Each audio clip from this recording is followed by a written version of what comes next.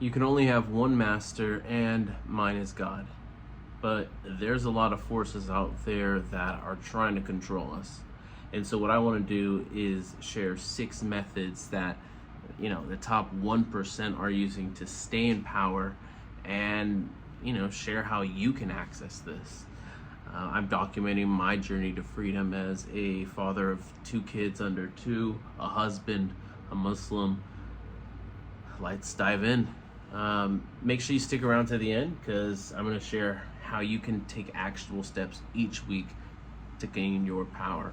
But the first step method is all about having your mind and body under control.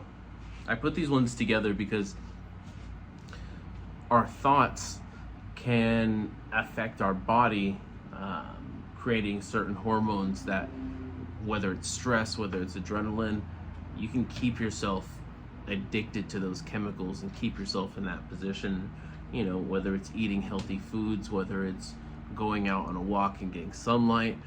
How you take care of your body is going to affect your mind as well.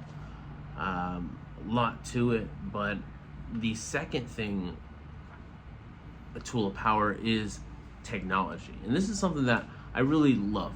As a kid growing up, I had a little VR head mask that it just had a little glove, and I would just punch as like these 2D animations would come closer and closer to me.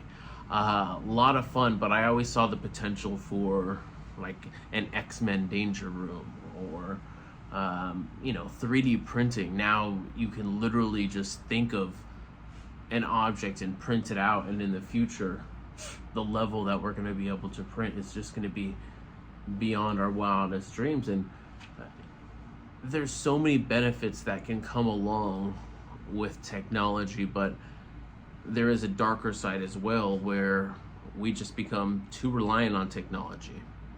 And so there has to become a healthy balance of being able to utilize technology, because in the next 5 to 10 years, if you are not utilizing AI to get ahead, you are going to get left behind in the new feudal system. History. This is something where this is going to affect the relationships of you and your neighbors, and you in different countries. But they say it's written by the victors. And so when it comes to, right now there's wars going on in Ukraine and in Palestine, and everybody gets worked up over these stories that people tell each other. And the more you know, and in today's day and age, the access to history information, that's up to you, because history will repeat itself unless you pay attention. That happens on a smaller scale in your personal life, or on a bigger scale on a political level, which I guess kind of leads into politics, where if you can control politicians, obviously you can control life. We saw that in 2020. But in reality, we give these politicians as much power as we want to give them. You think back to prohibition. Didn't work out so well. And so, you think about whatever. Those guys don't actually affect our day-to-day lives as much as we think they do. The banking system, whether it was the Roman Empire, the Napoleon Empire, the US Empire, usury and the central banking, that is a powerful tool that the 1%ers use. I don't have that down. I live in the US. Not sure how we get out of there. Comment below if you have the answer to that one. But it is a problem. And then mass media.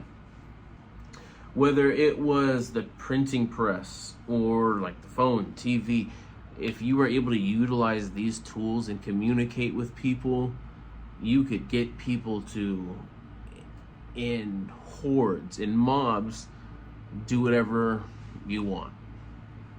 And, you know, whether it's controlling politicians, whether it's, you know, doing anything. The great news with mass media is we have technology. We have things like social media where, as long as you have the initiative, you can spread the word. You can create your own community. You can create your own relationships.